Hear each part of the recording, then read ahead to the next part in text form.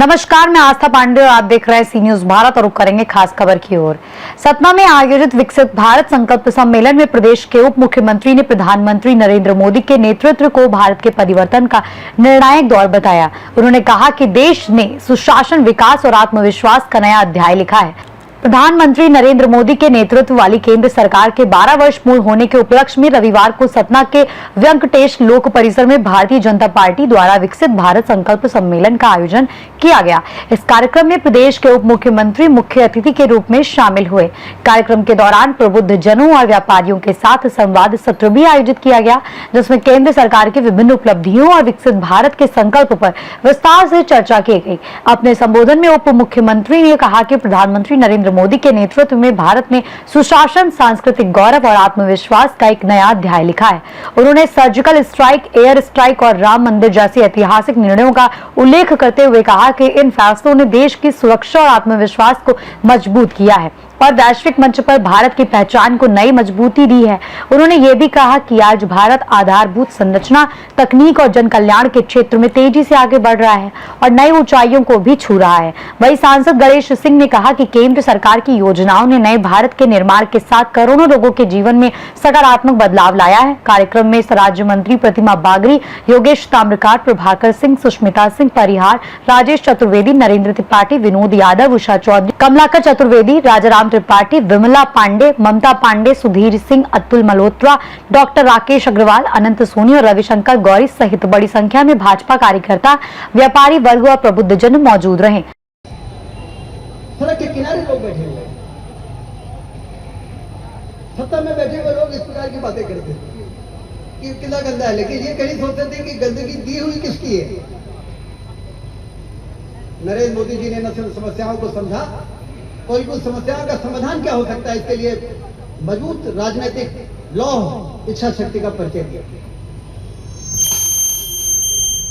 जिसके पास समस्या का समाधान नहीं है, मैं हमेशा कहता हूं वो खुद ही एक समस्या है। समस्याओं को आइडेंटिफाई करना, फिर उसका सोल्यूशन क्या है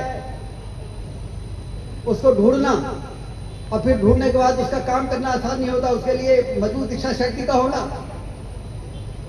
ये नरेंद्र मोदी जी के व्यक्तित्व में कूट कूट कर भरा हुआ। ऐसे उन्होंने 12 करोड़ से ज्यादा शौचालय बन गए। उस समय जब शौचालय बना रहे थे तो कांग्रेस के लोग मजाक उड़ा रहे थे। वही लोग जो कहते थे अपना देश बहुत गंदा है। उस समय मोदी जी की आलोचना की गई। लोग उन्होंने कहा देवालय बाद में, शौचालय पहले। तो उनकी आलोचना किया था। उन लोगों ने आलोचना किया था जो अयोध्या में भगवान राम का मंदिर बनाने में अड़ंगे पैदा करते। तो विरोध करने के लिए विरोध करने से देश नहीं सुधर सकता, सही दिशा में नहीं चल सकता। हमें सच्चाई को स्वीकारना पड़ेगा। इसलिए मोदी जी ने कहा उस दिन एनडीए के कहा कि देश की जनता ने कभी हमको निराश नहीं किया, इसलिए वो ऊर्जा से भरे थे, आत्मविश्वास से भरे थे, भावुक भी थे। उन्होंने कहा कि कोरोना की स्वच्छता का अभियान हमने चलाया कि स्वच्छता के लिए सारे लोग झाड़ू पकड़ के और एक मैसेज दे कि हम गंदगी सड़क पर नहीं फेंकेंगे। देश की जनता ने हमारा साथ दिया।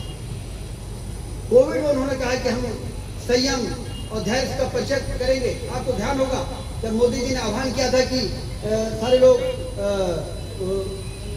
घंटियां बजाएं, छतों पे आए, शंख फूकें, तो देश की जनता ने इस प्रकार से उनके उस आह्वान पर एकजुटता का प्रदर्शन किया।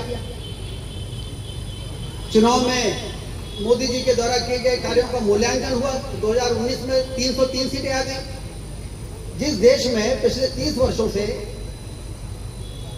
एक पार्टी की स्पष्ट बहुमत नहीं आ रहा था, उसी देश में मोदी जी के 5 वर्षों के कार्यकाल को देखने के बाद 283 से सीटें बढ़कर 330 हो जाना, 303 सीटें हो जाना,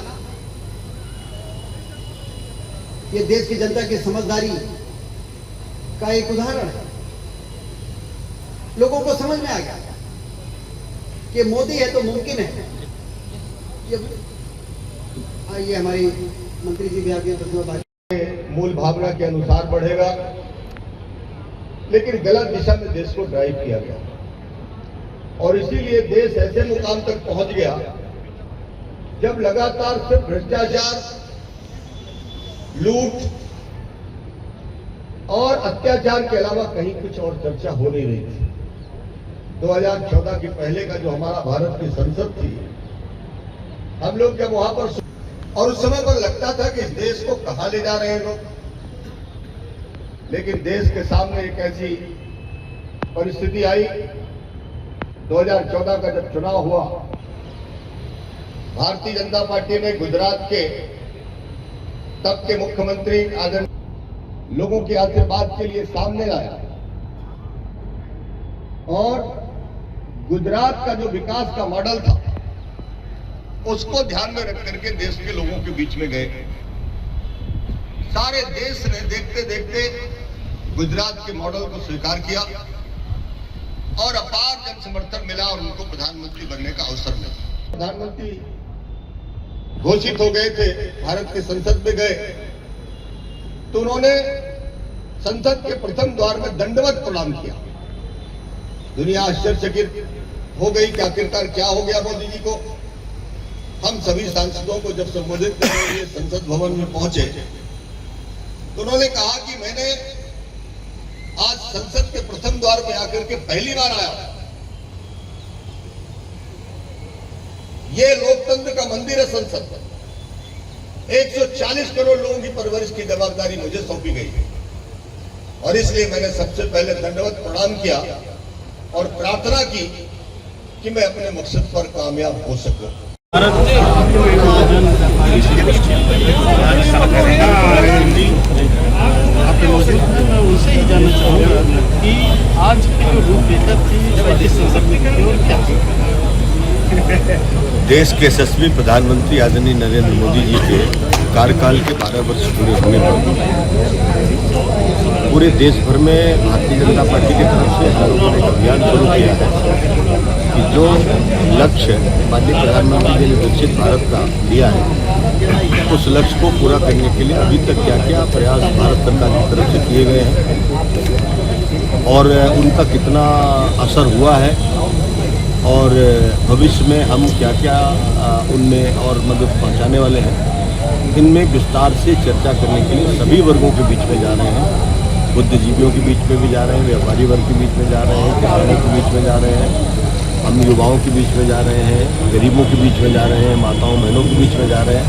हम लोग चौपाल लगाते हैं हर एक विधानसभा के किसी बड़े बड़े गाँव में चौपाल लगा करके उनसे संवाद करते हैं, बातचीत करते हैं और वृक्षारोपण का भी काम कर रहे हैं। सफाई अभियान भी चला रहे हैं। सवेरे हितग्राहियों के घर में जाकर उनके साथ बैठकर चाय पीते हैं, उनकी कठिनाइयों को समझना चाहते हैं, जो कठिनाइयाँ आती हैं उनको दूर करने का भी प्रयास कर रहे हैं। एक ऐसा माहौल पूरे देश में बने जिससे देश पहला और विकसित भारत के लिए हम सब लोग उनके साथ मिलकर के काम करें। आज प्रधानमंत्री नरेंद्र मोदी जी ने 12 वर्ष में जो काम किया है, जो समावेशी विकास पूरे देश का किया है, सभी वर्गों का काम किया है, खासतौर पर जो गरीब कल्याण योजनाएं हैं जो हमारे लिए बड़ी चुनौती थी, आज गरीब कल्याण योजनाओं में इतना बड़ा लाभ मिला है कि करोड़ों करोड़ लोग सरकार की योजनाओं का लाभ उठा रहे हैं। एक एक गाँव में मैं आकलन करता हूँ तो हर महीने एक मिडिल क्लास के गाँव में लगभग 25 से 30 लाख रुपये हर महीने गैस जा रहा है। 100 क्विंटल अनाज पहुँच रहा है। हर घर में नल से जल पहुँचाने की तैयारी है। घर घर में शौचालय बने, बीमारी के इलाज के लिए आयुष्मान के कार्ड दिए गए हैं। आज की तारीख में मुझे लगता है कि जो माहौल है, सब कहते हैं कि मोदी जी ने इन 12 वर्षों में जो काम किया वो अद्भुत है, अकल्पनीय है और गारंटी भी इस बात की है कि कोई भी ऐसा घर जो खपरेल हो, जो झोपड़पट्टी हो, वो अब पक्का बगैर नहीं रहेगा। उनके सबके पक्के घर बनाएंगे और जब तक सारे काम पूरे नहीं होंगे तब तक योजना बंद नहीं होगी। संसद जी, एक बड़ा प्रश्न है कि युवाओं के लिए आपकी मोदी सरकार क्या सोचती है और क्या कर रही है? देखिए, युवाओं के लिए सबसे पहले तो नई शिक्षा नीति दिया जो कठिन था। पहली बार भारत में आज़ादी के बाद नई शिक्षा नीति आई। अब उससे बहुत सारे अवसर ऐसे होंगे जिससे हम कंपटीशन फाइट कर सकते हैं। एक दूसरा, हम महाविद्यालयों में सीट्स बढ़ा रहे हैं। नंबर 2, नंबर 3, स्टार्टअप में दुनिया में भारत नंबर 3 पर स्टार्टअप आज है। कई लाख करोड़ रुपए हमारे देश के नौजवानों ने अपने स्टार्टअप में भारत सरकार से मदद लेके बैंकों से मदद लेके नवाचार किया है। अब वो जो नौकरी ढूंढते थे नौकरी देने वाले बंदे हम कौशल विकास कर रहे हैं ताकि टेक्निकल एजुकेशन लोगों को मिले, ताकि नौकरी मिले। हम मुद्रा बैंक योजना चला रहे हैं, हम उनको व्यापार के लिए पैसे दे रहे हैं। हम प्रधानमंत्री जी की बहुत सारी ऐसी योजनाएं हैं जिसमें युवा खुद एमएसएमई में काम करें, एमएसएमई क्षेत्र में सर्वाधिक रोजगार देने वाला क्षेत्र है और दिशा में बहुत आगे जा रहे हैं। अब वो समस्या नहीं है, बात अलग है जो सिर्फ नौकरी ढूंढ रहे हैं। जिनके पास टैलेंट है नौकरी उनको ढूंढ रही है और जिनके पास टैलेंट नहीं है वो नौकरी ढूंढ रहे हैं, यही फर्क है। धन्यवाद। ये थे हमारे सपा सांसद गणेश जी, जिनका एक सपना है कि आज पूरा देश विकास की